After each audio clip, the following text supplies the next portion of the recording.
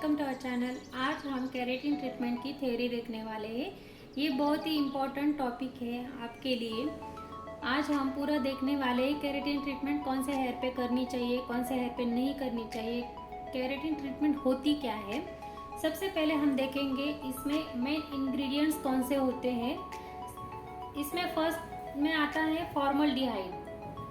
Keratin treatment में main ingredients होता है फॉर्मल्डिहाइड, जो क्यूटिकल लेयर पे काम करता है और हेयर को लैमिनेट करने का काम करता है।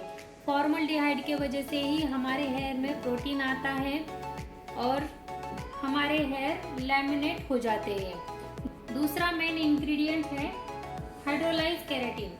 हाइड्रोलाइज केराटिन डैमेज क्यूटिकल को भरने का काम करता है।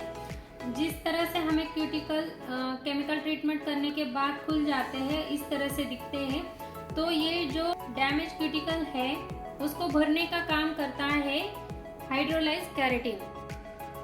तीसरा मेन इंग्रेडिएंट होता है मिथेलिन। मिथेलिन क्या करता है, फॉर्मल्डिहाइड के साथ मिल के काम करता है, जो लैमिनेट का भी काम करता है। मिथेलिन की वजह से ही हमारे आंखों में पानी आता है और हमें केराटिन करते वक्त इरिटेशन होता है, आंखों में जलन होती है। तो मेन इंग्रेडिएंट उसमें होता है मिथेलिन।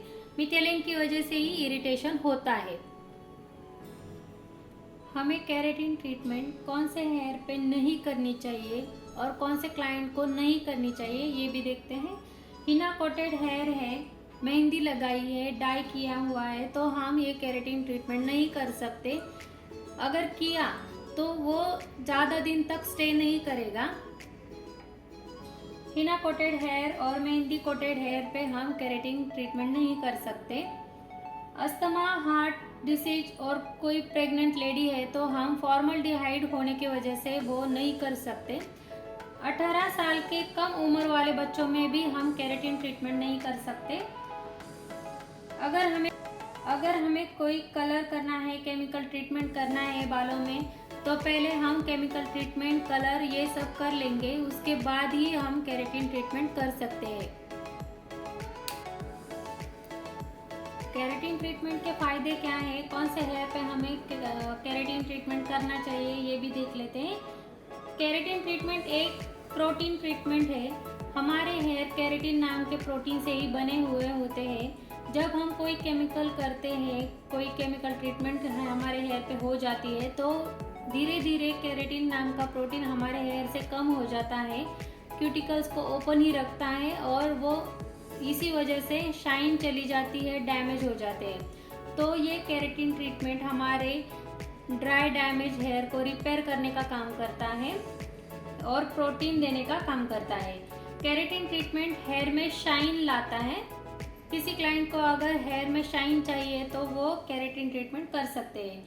हमारे हेयर मैनेजेबल हो जाते हैं। हमारे हेयर को लैमिनेट करने का काम भी केराटिन ट्रीटमेंट करता है। हमारे dry, damage, frizzy, breakage hair को भी ये रिपेयर करता है, जिससे हेयर में शाइन आ जाती है। हमारे इलास्टिसिटी को इम्प्रूव करता है। हमारे हेयर की जो इलास्टिसिटी कम हो जाती है केमिकल ट्रीटमेंट के बाद, तो उसको इम्प्रूव करने का काम भी केराटिन ट्रीटमेंट करता है। हमारे ब्रेकेज क्यूटिकल को भरने का काम करता है। हमारे क्यूटिकल में जो गड्ढे तैयार हो जाते हैं केमिकल ट्रीटमेंट के बाद, ड्राई डैमेज जो हो जाते हैं, उसको भरने का काम हमारा केराटिन ट्रीटमेंट करता है। ये सब हमारे केराटिन के फायदे हैं। केराटिन से प्रोटीन मिलता है, केराटिन से हेयर में शाइन आ जाती है, हेयर मैनेजेबल रह जाते हैं। हमारे हेयर को लैमिनेट का काम भी केराटिन करता है। ड्राई, डैमेज, फ्रीजी हेयर पे हम केराटिन कर सकते हैं, जिससे हेयर और भी ज़्यादा स्ट्रॉन्ग बनते हैं, शाइनी दिखते हैं। हमारे इलास्टिसिटी को भी ये इम्प्रूव करता है। केराटिन ट्रीटमेंट से हमारे हेयर 30 to 40% हेयर स्ट्रेट हो जाते हैं। ये एक सेमी परमानेंट ट्रीटमेंट है जो 3 to 5 मंथ तक चलती है, जिसके करने के बाद हमें सल्फेट फ्री शैम्पू ही यूज़ करना पड़ता है। हार्ड वाटर नहीं यूज़ करना है, हमें कोई होम रेमेडीज़ यूज़ नहीं करनी है, ऑयल नहीं लगाना है हेयर को। ये सारे प्रिकॉशंस हमें लेने हैं, तभी हमारा रिज़ल्ट 4 to 5 मंथ तक रहता है। केरेटिन ट्रीटमेंट हेयर के लिए बहुत ही फ़ायदेमंद होता है।